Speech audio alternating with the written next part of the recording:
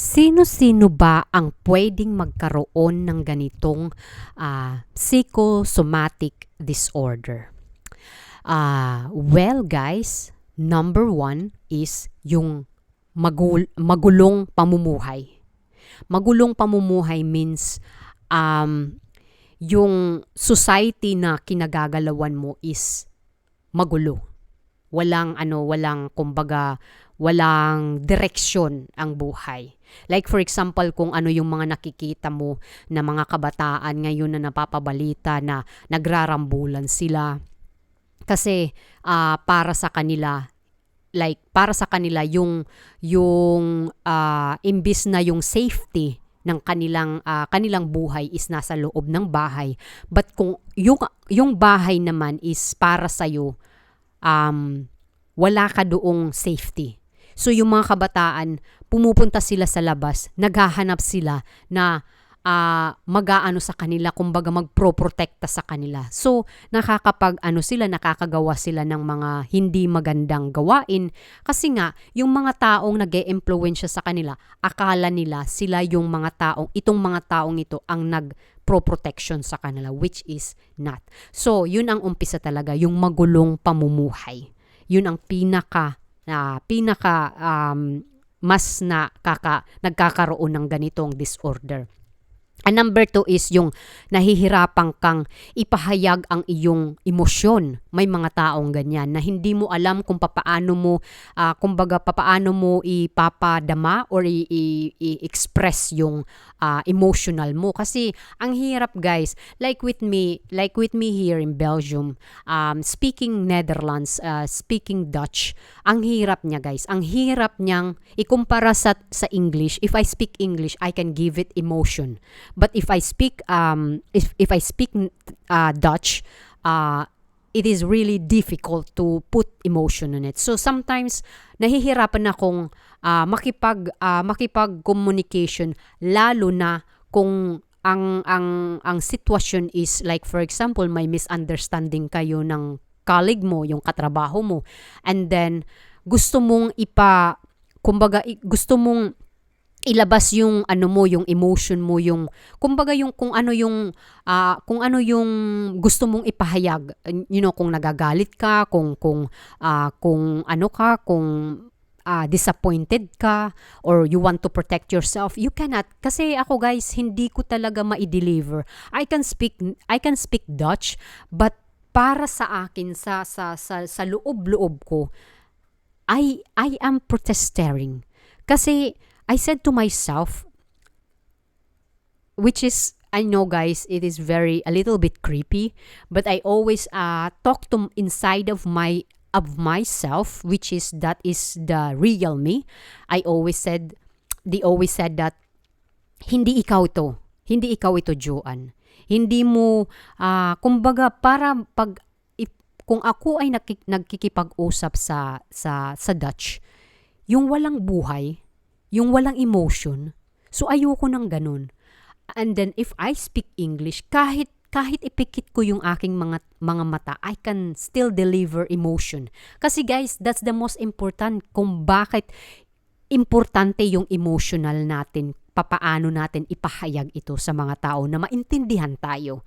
Yun ang kadalasan may mga taong psychosomatic disorder, yung mga ganito na mahirap nilang ipahiwatig yung kanilang mga emotions. So that's why some other people, they couldn't understand what they feel kasi hindi nila maipahiwatig, maipaliwanag sa mga taong nakapaligid sa kanila. Number 3 is kapabayaan sa pagkabata, yung neglecting, yung naramdaman mo na kulang yung attention sa iyo ng inyong magulang, or may mga favoritism sa iyong pamilya. Something like that. Nagkakaroon din yung mga tao. Ito din yung isa ding mga nagkakaroon ng psychosomatic disorder. And then number 4 is yung may mga history na sexual abuse. Nagkakaroon din ito. And then number 5 is kung ang isang tao ay may psychological na kondisyon tulad ng depression or personality disorder. Kasi syempre guys, may pinanggagalingan din itong psychosomatic stress disorder. And then, the next is yung pang-aabuso sa ating katawan. Tulad ng alcoholic kang isang tao, and then yung mga gumagamit ng bawal na gamot, at yung nag-aano din, yung naninigarilyo din, because that's also addicted, and also drinking a coffee, that's also addicted. Kasi like what I tell to my mother, kasi month ago my mom, she's having a trouble sa kanyang tiyan. Palagi siyang pabalik-balik sa toilet. And then I asked her, I said, did you eat something that it makes your stomach trigger? And then sabi niya sa akin, wala naman akong kinain. Sabi niya, yung ano lang kasi, umiinom ako, malakas akong uminom ng coffee. Kasi in one day, nakakatatlo siya.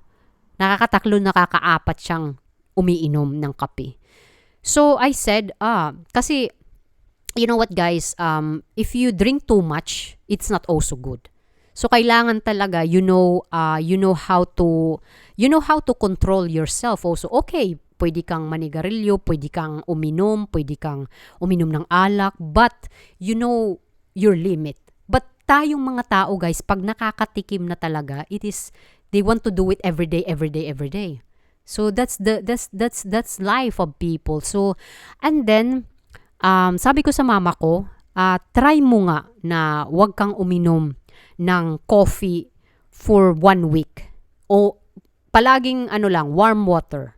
So, ginawa niya yun, and then every time tumatawag ako sa kanya, and then I always ask her, how's your feeling? And then she said, oh, it's much better than yesterday. So, becoming better. And then next day, tumatawag uli ako, and I says, how are you? And then today, I call my mother and says, how's your feeling? And then she said to me, wala na yung nararamdaman kong pag-aalboroto ng aking tiyan, at palaging pumupunta sa CR na akala mo is, na parang may diarrhea siya. Kasi, syempre, yung kanyang stomach is, may mga movement sa kanyang tiyan. Tapos, palagi siyang ihi ng ihi. That is also the cost of drinking coffee. Palagi kang pumupunta ng toilet, palagi kang umiihi. Kasi sa mga taong hindi nakakaalam, yung coffee guys, they can also make you dehydrated. Kasi pag palagi kang ihi ng ihi, tapos hindi ka palaging umiinom ng tubig, it's also affected, it also goes to dehydrated. Nagiging dehydrated ka. So, syempre, yung coffee talaga, it is, I know that kasi yung mga katrabaho ko sa work ko, malakas silang uminom ng coffee at palagi silang pumupunta ng toilet. At they're always complaining to me. They always says, every time I drink coffee, palagi talaga akong pumupunta ng toilet. So they hate it, and they said, why? Bakit kayo palaging umiinom? You can also stop it. And they says, no, it's really addicted, addicted. Just like alcohol, just like smoke, just like marami pang nakaka-addicted, But what I said, it depends also. So my mom now, she's fine, and yesterday, uminom siya ng coffee. And I asked her, and did you feel something? And she said, no. I think because she only drink one. For 1 day, only one coffee. So sabi niya sa akin, tomorrow hindi ako iinom ng kape. Next day again. Sa susunod na araw. So that's it.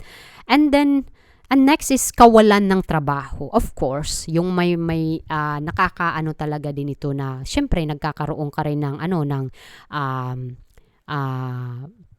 stress sa yung sarili na syempre papaano mo bubuhayin yung mga anak mo, especially kung lahat ng mga anak mo is nag-aaral tapos may college ka. So ang hirap nun guys, hindi mo alam kung saan ka kukuha ng panggastos pang araw-araw. So